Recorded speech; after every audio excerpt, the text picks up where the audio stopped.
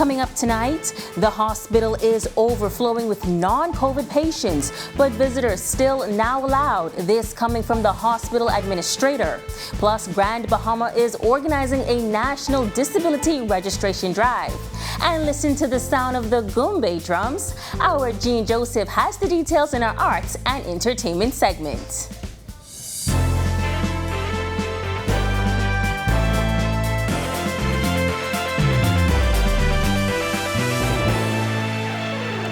This is our News Weekend edition. Thank you so much for tuning in. I'm Megan Shepard. Despite a decrease in COVID-19 numbers, hospital administrator Mary Walker says health officials are not minded to change visitation hours. Her comments came this week during an emergency press conference as the hospital grapples with an overflow of patients. We have an everyday challenge of nursing persons with COVID. And in fact, if you listen to what the minister said just now, we're finding out persons are COVID positive when we screen them to be admitted. So we will not diminish our safety measures at all or increase the visiting time or the number of visitors at this time. We must protect the persons who come to us for care as well as those who render the care.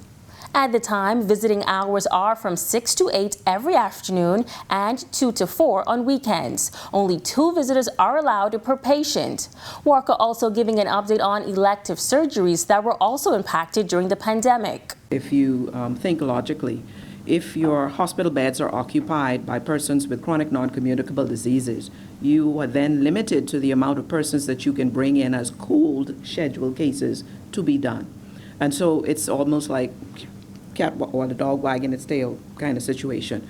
But it doesn't mean that those persons who require emergency surgeries are not addressed. And so, yes, we are still having those challenges, and it's simply because of occupancy.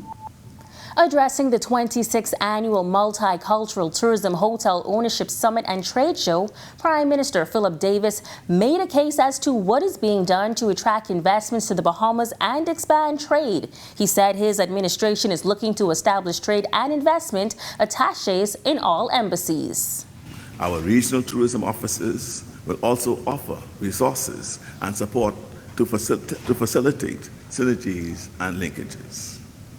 In addition, our foreign missions will implement international secondment programs for international companies who hold Bahamas work permits and others. The Prime Minister also outlining initiatives to assist entrepreneurs in the sector, a partnership with government and the University of the Bahamas for a proposed Entrepreneurs Innovation Park being created at UB. He also invited the National Association of Black Hotel Owners, Operators and Developers to be a part. This partnership and scholastic exchange program is a good fit for our proposed Entrepreneurs Innovation Park that we are creating at the University of the Bahamas. And we are re-establishing the Grand Bahama Hotel and Catering College as well. The Minister of National Security, Wayne Monroe, addressing the rate of recidivism, which is the rate of convicted persons reoffending. Monroe says that while it stands at 18%, the goal is to reduce it to 8% by the end of the year. You have to be careful with statistics because recidivism is marked by people who have been convicted and then come out and are convicted again. So clearly you might know that there may be some people in our phenomenon who are charged if they're killed before trial. They won't fall into those statistics at all because to be a part of the recidivism statistics you have to have been convicted and then come out and be convicted again. Here's how the government plans to do that. That calls for the reinstruction of aggressive rehabilitative programs, which we are set to do. There was an hiatus for about 3-4 years. We are re-engaging with Corrections Canada on helping us to produce those sorts of reprogramming opportunities, and we hope to have fruit in that exercise towards the end of the year into the coming year. It is important that people make useful time of their time incarcerated. A major disability registration drive set to begin on Grand Bahama next week. Chief Welfare Officer of the Social Services Department and Urban Development, Brenna May Roll Cooper, says the department has partnered with the National Disability Registration Drive Commission. While Special Projects Officer Brene Bannister says the drive will begin on Monday, July 18th. This exercise of a registration drive, which will be island-wide, would allow an updated database for persons on the island of Grand Bahama living with disability to be recorded. Moreover, it would specify the assistances and possible legislations that are needed to further impact in a positive light individuals living with disability. So East End will be Monday and Tuesday, July 18th through the 19th.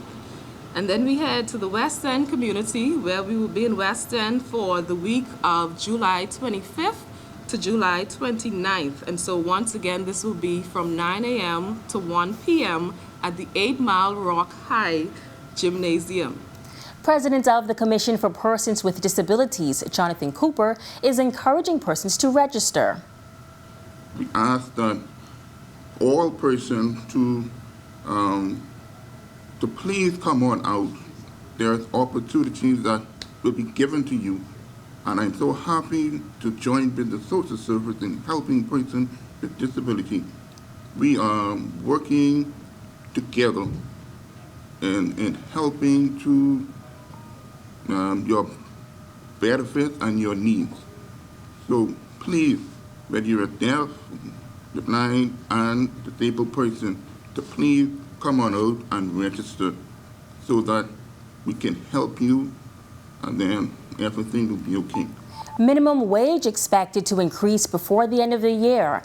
Minister of Economic Affairs Michael Halkida says government employers and labor unions have been working on the issue.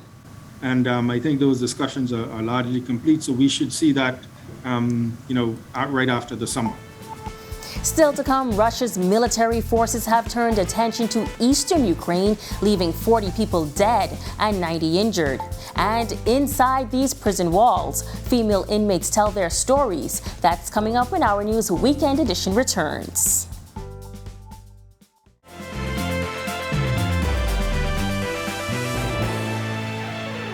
Welcome back to the Weekend Edition.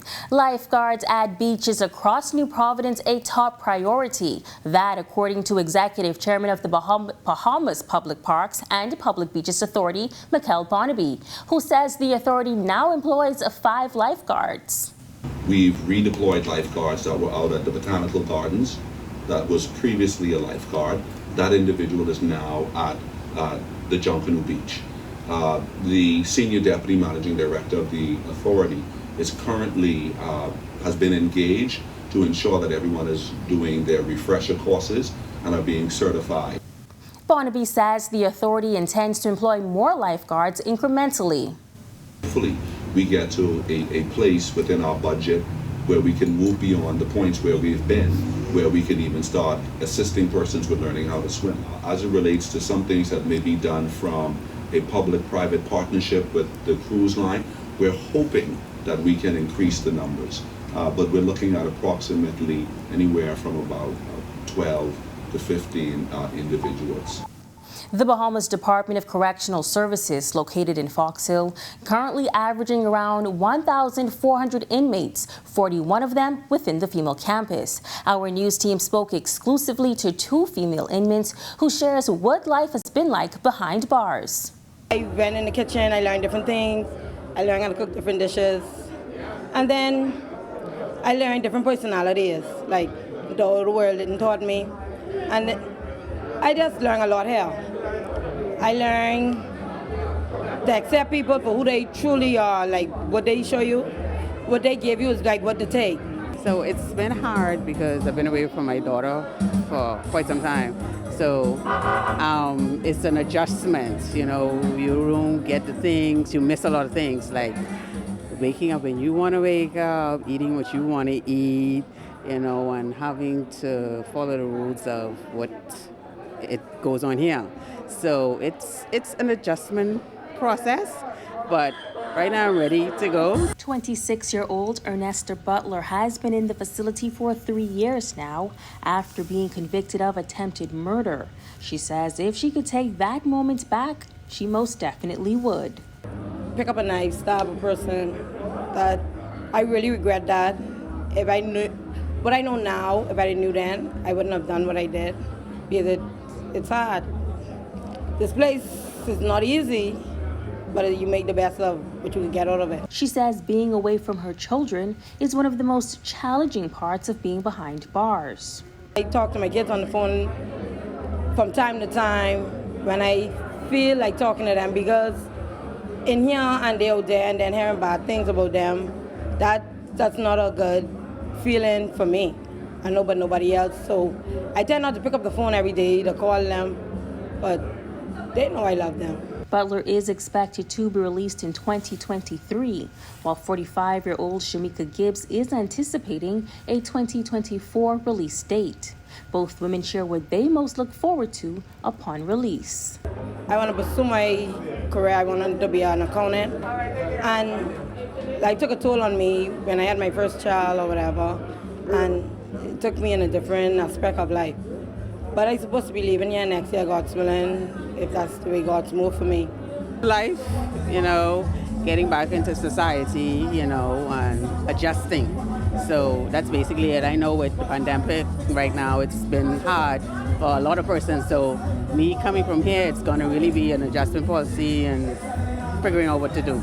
They share their advice to others about avoiding a life in prison. Stay far away from problems, like on the other side, because even in here, when problems come your way, the jail is so small, you can't go nowhere. You in a position, so you can't run from nothing through there. But out there, you could go different places. If you are not a person that cannot adhere to rules and regulations or policies, or don't like people telling you what to do, I would say stay away from it, because it's totally different, and it's really hard. The eastern part of Ukraine continues to experience intense military assaults from Russian forces. This, according to the Ukrainian military. But the British Defense Ministry has questioned whether Russia has made any significant advances in the last 2 days. The Kremlin's military forces have attacked the west central Ukrainian city of Vinnytsia and has resulted in at least 20 people dead and 90 wounded. This information is according to latest report from the emergency services on the ground there. As we know, Ukraine is responsible for a very large amount of the world's imported grain. Talks aimed at freeing up grain exports from Ukraine are all set to continue next week following discussions last Wednesday in Istanbul. A meeting is slated between Russia and Ukraine in Turkey, and it is hoped that a deal can be finalized at that time. For months, the Kremlin's warships have blocked Ukrainian ports on the Sea of Azov and the Black Sea, preventing vital exports from leaving the country and contributing to a global food price crisis. Meanwhile, Ukraine's President Volodymyr Zelensky says Ukraine is doing its best to resume food supplies to the global market. And when our news comes back from the break, it's Rotary to the rescue. Youth-related funding initiatives are on the way. 2 Generation Nexters have created Bahamas Mineral and Manufacturing Corporation. We have the details when our news returns.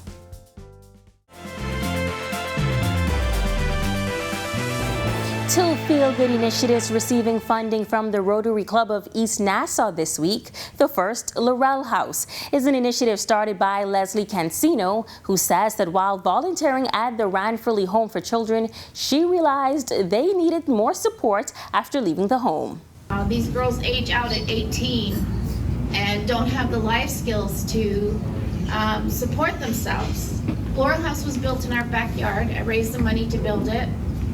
It's a little 2-bedroom cottage. It's designed for 2, but I have 3 girls in there now.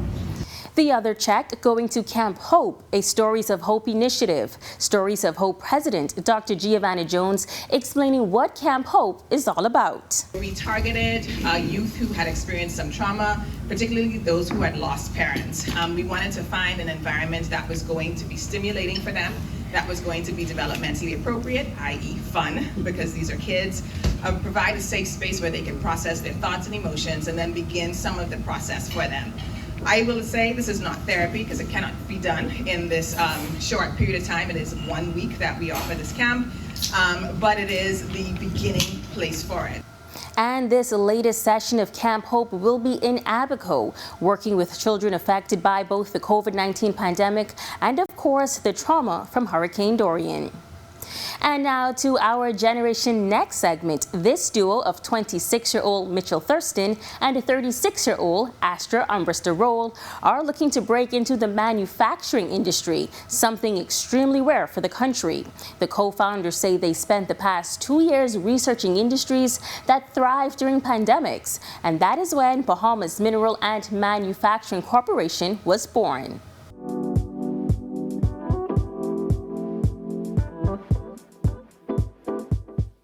We decided that the main arm of our company would be the manufacturing of construction grade products, with the very first product being PVC pipes. Every home, every hotel, every time there's a hurricane, you need PVC pipes. And so we wanted to build something that was always needed in the country and something that we could add value in country too. Umbrister-Roll says the possibilities of what their company could manufacture are endless. But as of now, their focus is PVC products, since the country currently imports 100% of its needs. If we can just capture a small percentage of that, then we'd be saving our dollars and keeping it in the country. Further to that, we also know that for the Caribbean region, there's no PVC pipe manufacturing firms that are slated to do what BMMC can do. While Thurston has a background in economics and Mitchell comes from a background in environmentalism and public policy, they both say they enjoyed the learning process that came along with the industry transition. However, they do admit that there have been some challenges. Sometimes people look at our age, sometimes people look at our gender, and they don't see what they typically are used to seeing. And so we pride ourselves on being disruptors of the manufacturing industry in the country. There are challenges, but we don't focus on challenges, we focus on solutions. Anytime we have a challenge that comes up, it's never a dull moment. We don't look at it as a setback. We look at it as okay, how do we do it? How do we overcome it? And since 2 years ago, anything that was a challenge, we found a way around or over or through. And sometimes you have to go through, to get those challenges behind you. The co-founders are currently in the capital raising phase and say they plan to begin the manufacturing process early 2023. BMMC will be headquartered on Grand Bahama, and they are currently seeking employees. We're looking for professionals in the business suite. We're looking for electrical engineers, mechanical engineers, chemical engineers, marketing professionals. Send the resumes. We already approved for our license. We're just ready to roll at this point. We have received some interest from individuals on that end who heard about us and who are looking forward to working with the company. We've also gotten some investment interest from Grand Bahama, and that's something that we are very excited about because it's about everyone. Some people are so Nassau-centric, but something Astra and I said from day one is we don't think we want to be in Nassau for it. We want to ensure that we give another area the ability to have a boost. Here's their advice to other aspiring entrepreneurs looking to open doors in new industries. Learn and do your homework. Homework is the most important thing. Read, learn, understand the jargon so that when you're speaking to people, you're speaking with terms that are synonymous with your industry. You have to imbue confidence at every step of the way. I would add to that, anything you do, ensure that you do the best. You do the best at it, be the best, to make sure your quality is not subpar, but beyond what anybody could expect. Still to come, rain has been the order of the day recently, but let's see what's in store for us next week, weather-wise. And listen to the beat of the Goombay drums, or is that the noonday drums? Our Jean Joseph has the details. That's coming up when the Weekend Edition returns.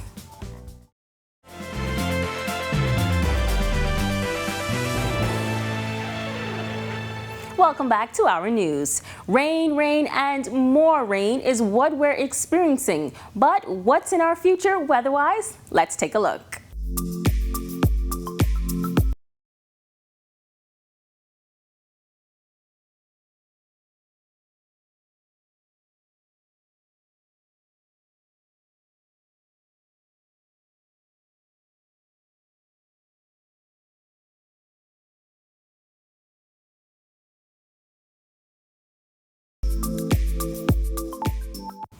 Coming off the heels of the independence celebrations, many are still feeling that Bahamian pride. And that pride was flowing throughout Independence Heritage Week. Join our Jean Joseph at one of the featured events, the movement of rhythm, folk dance, and drum show.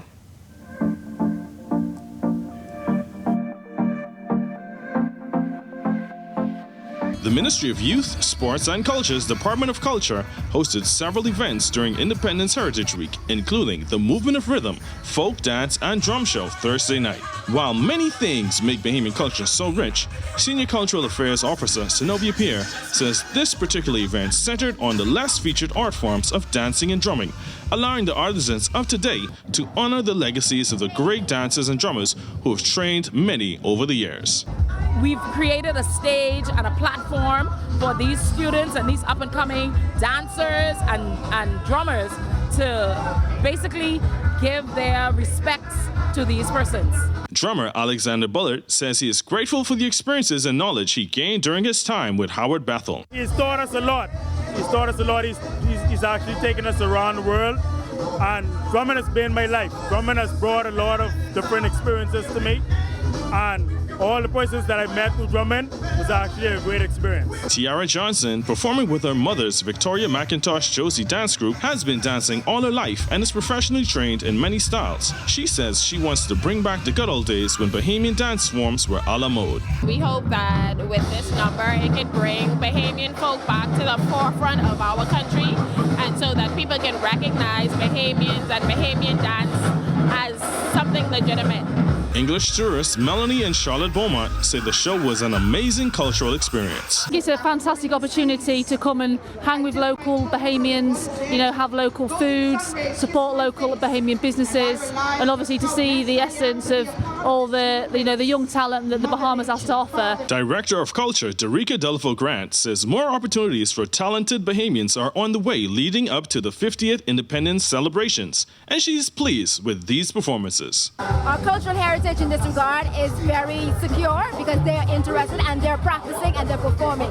So this event will be, like I said, one of many that will showcase them and give them the promotion that they need. And I'm Jean Joseph with your Arts and Entertainment. Here are some sights and sound from the Movement of Rhythm, Folk Dance and Drum Show. Enjoy.